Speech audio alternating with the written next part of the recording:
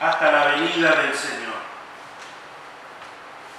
Miren cómo espera el agricultor a que la tierra dé su precioso fruto y con qué paciencia aguarda las temporadas de lluvia.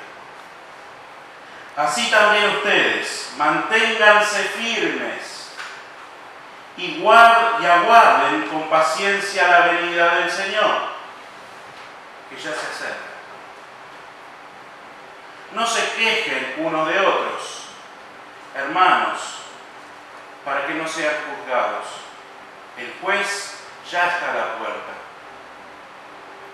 Hermanos, tomen como ejemplo de sufrimiento y de paciencia a los profetas que hablaron en el nombre del Señor. En verdad, consideramos dichosos a los que perseveraron. Ustedes han oído hablar de la perseverancia de Job y han visto que al final le dio el Señor. Es que el Señor es muy compasivo y misericordioso. Sobre todo, hermanos míos, no juren ni por el cielo, ni por la tierra, ni por ninguna otra cosa, que su sí sea sí y que su no, no, para que no sean condenados.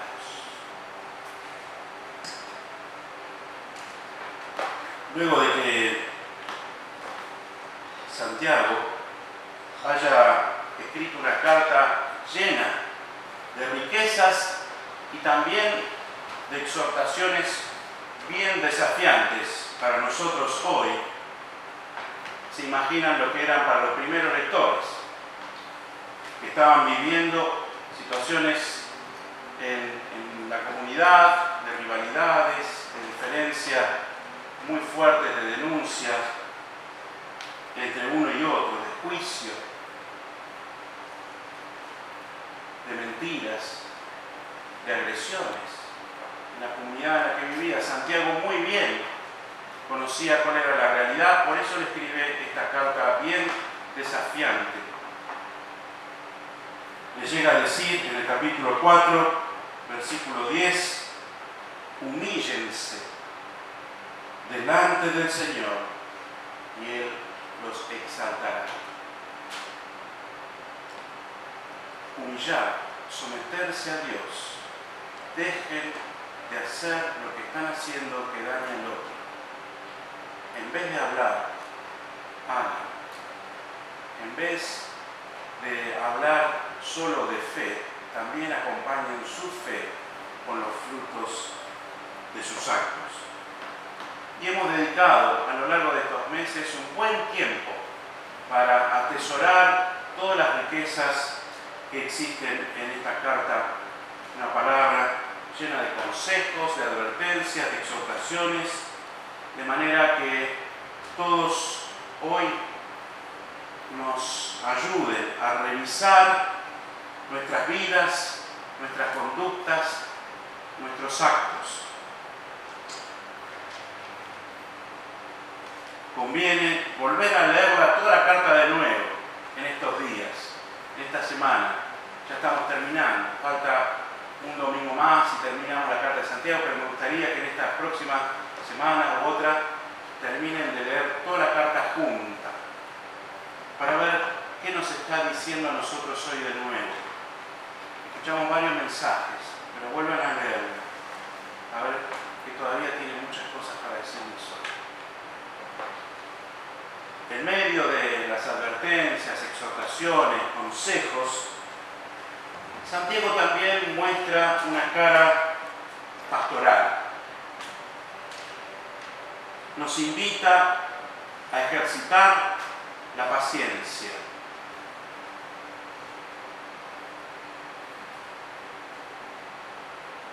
Con un ejemplo de la vida cotidiana, ¿no es cierto? Ahí sabía muy bien cómo es la vida de campo y de cosecha.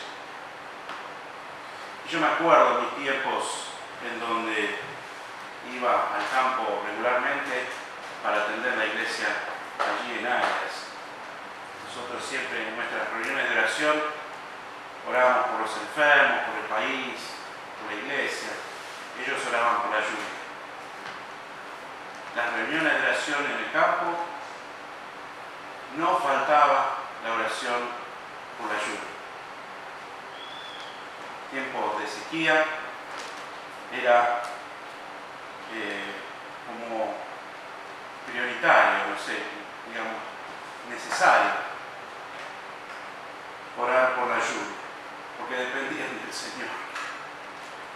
No podías provocar nada más que orar al Señor y depender de Él. Muchas veces las lluvias llegaban a tiempo, a veces la cosecha se secaba y se perdían parte, a veces parcialmente, a veces totalmente. La sequía mata. Y a veces no solamente no venía la lluvia, o cuando venía la lluvia, venía el granizo. Y yo me acuerdo las caras de los dueños de campo cuando cae el granizo. Estaban haciendo el número de cuánto perdían, si no todo. Y a veces uno por lluvia, ora por lluvia y cae granizo.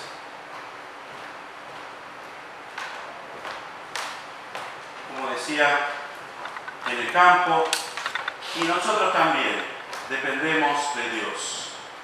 Y cómo esta paciencia está ligado directamente a la oración. La paciencia está ligada a la esperanza, a esperar en Dios, a esperar en oración, cuando las cosas que quisiéramos ver no las estamos viendo, esperamos en Dios. El texto nos anima, nos alienta, a mí me ayuda, a que la respuesta del Señor está cerca.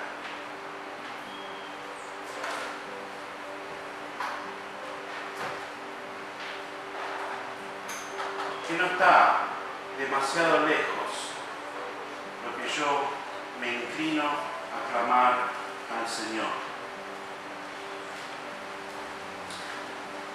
La respuesta de Santiago es que nos invita a depositar nuestra confianza en quien dijo que volverá. Él afirmó volver y afirmamos en fe que Jesús volverá. Como dice, ya se acerca. Tenga paciencia. La respuesta está cerca. La presencia de Cristo está cerca. La llegada de Jesús está cerca. Por eso, mantengámonos firmes, dice Santiago. Aun cuando se tarda en recibir lo que esperamos, mantengámonos firmes en Él. Aun cuando vemos granizo y arruina todo nuestro trabajo, toda nuestra inversión. Muchas veces aquí en la ciudad ese granizo lo podemos traducir en enfermedad, en desempleo, en incertidumbre, en ajustarnos, adaptarnos a los cambios. Hay muchas formas de que lo que para el campo es el granizo, para nosotros parece ser el derrumbe.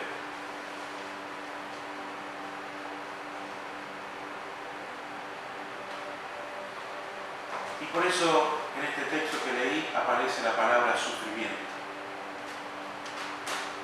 Que no estamos ajenos ninguno de nosotros. Dios nos prometió que íbamos a estar exentos de sufrimiento. Imagínense si nos cuesta ser pacientes con las cosas cotidianas, ¿cuánto más nos costará ser pacientes en medio del sufrimiento, en medio del dolor? Si ya para las cosas diarias y sencillas perdemos la paciencia, ¿cuánto más nos costará ser pacientes en medio del sufrimiento?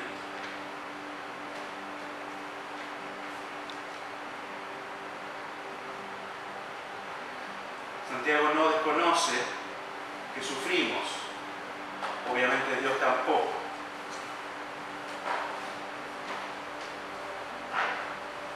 Pero sí, esa palabra de Santiago a mí me produce alivio y ánimo, me produce esperanza, me dice que espere en el Señor, me dice que afirme mi fe en Él, que el Señor está cerca y que no se tarda. Y me gusta ese equilibrio de Santiago en este texto, donde habla que Dios es juez, y eso me confronta con mi conducta, con mis actos, especialmente si no sigo de cerca lo que Dios tiene para mi vida, si mi forma de vivir no condice con la manera en que Dios quiere para mí.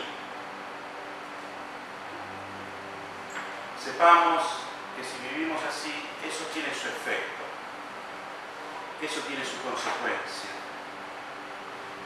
Dios es juez, pero a la vez, dice Santiago, Dios es muy compasivo y misericordioso. Está la palabra muy y la resalta. Dios es muy compasivo, es juez, pero es un juez compasivo, es un juez misericordioso, que si obré mal y si metí la pata, y aún buscando al Señor y reconociendo mi error y mi falta, el Señor aparece con su misericordia. El Señor aparece para limpiarme, para librarme de toda culpa. Por eso es compasivo. Me libera de toda culpa. Y estoy seguro que tu metida de pata, mi metida de pata, te hizo pasar a vos y a mí un tiempo difícil. Un tiempo de sufrimiento. A veces, sin siquiera habiendo metido la pata, entramos en un tiempo de dolor, de angustia y de sufrimiento.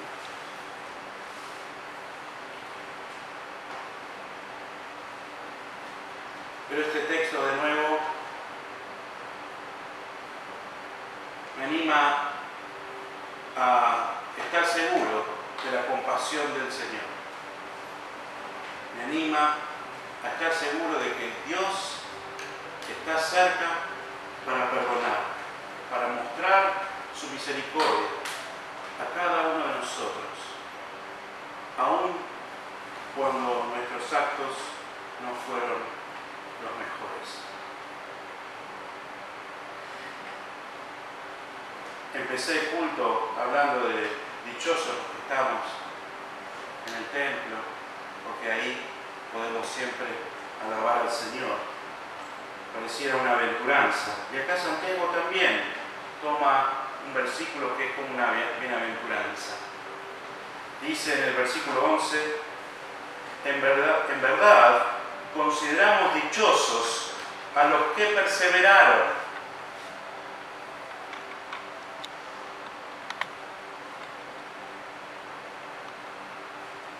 Ustedes han oído hablar de la perseverancia de Job, lo pone como modelo de sufrimiento, ¿estamos de acuerdo? Es que el Señor es muy compasivo y misericordioso. Y en la versión de Dios habla hoy, les leo el versículo 11, dice: pues nosotros consideramos felices a los que soportan con fortaleza el sufrimiento. Lo vuelvo a leer. Nosotros consideramos felices a los que soportan con fortaleza el sufrimiento.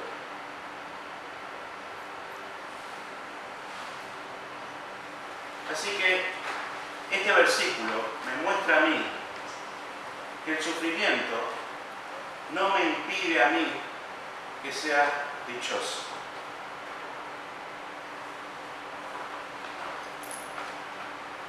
Por más que esté pasando un tiempo difícil, eso no debe empañar que tenga dicha.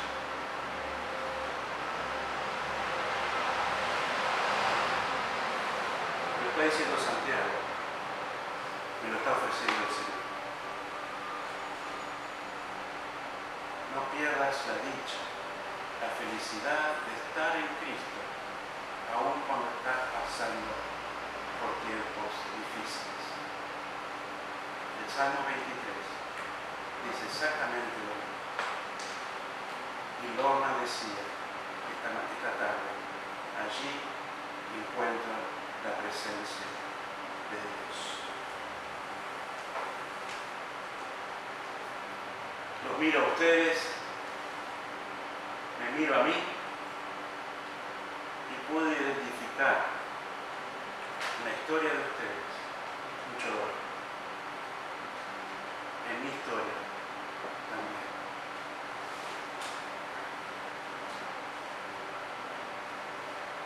Dios los conoce, Dios los ama, Dios tiene misericordia. Y aún así, con todo lo que ha vivido y viven hoy, pueden considerarse dichosos.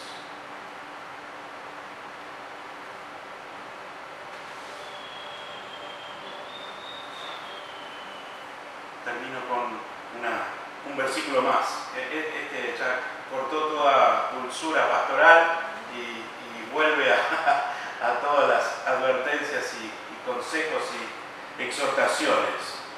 No juren ni por el cielo, ni por la tierra, ni por ninguna otra cosa. Que su sí sea sí y que su no sea no. Es coherente, ¿no es cierto?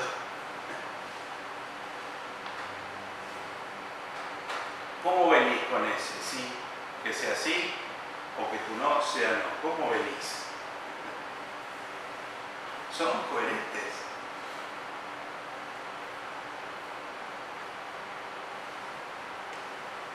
Lo de jurar ya lo tenemos bastante claro, ¿no?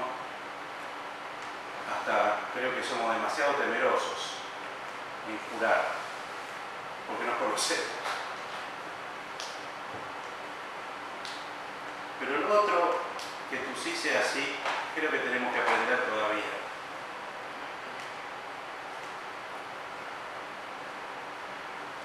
Que si te anotaste para venir al punto, tu palabra es confiable, aun cuando haga calor. Que si le dijiste a tu amigo, tu amiga o tu hermano de la iglesia que vas a orar por él o ella, imagino que lo vas a hacer, o es una forma de decir, pienso en vos o me acuerdo de vos.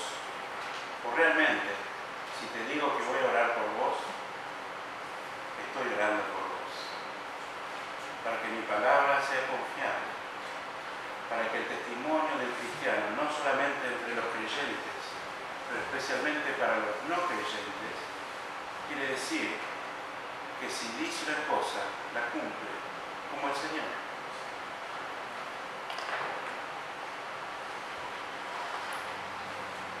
Ya sé que todos estamos en falta en eso. Gracias a Dios, dice, es misericordioso.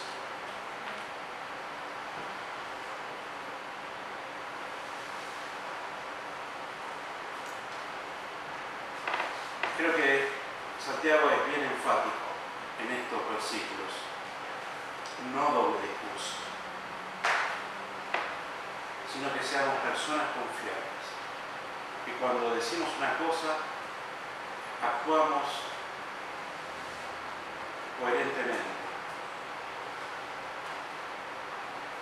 Y cuando decís lo que vas a hacer y lo haces, las personas lo notan, lo ven y van a confiar en vos. Van a volver a pedirte algo. Van a pedir de nuevo que ores. ¿Cuántas personas hoy conocemos? Aun cuando tienen una fe muy apagada y llama a uno de ustedes y le dice, por favor, orá por mí. ¿Cómo te dice tu papá? ¿Verdad? Vos que tenés un handy. Vos que tenés un handy con el Señor. Orá. Un tipo que te dice ateo. Pero si nosotros mostramos interés y que nos comprometemos a orar por las personas, aun cuando estos no creen, estoy seguro que van a volver a pedirte que ores. Eso es porque tu sí es sí y porque tu no es no. También es importante que sepamos decir no. ¿Por qué no? No llego, no puedo, no me da el tiempo, tengo demasiadas cosas. Seamos coherentes, pero no digamos sí y después no. No lo estoy diciendo por ninguna situación particular, no estoy pensando en nada ni en nadie. Por favor, después me digan, no, pastor, cuando dijiste eso era porque... no.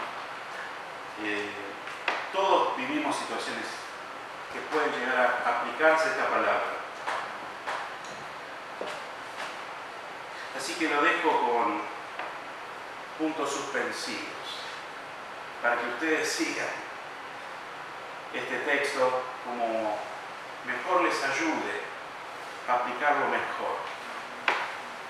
De todas maneras, les pido que el foco de esta palabra sea que podamos descubrir la dicha aún en tiempos de sufrimiento.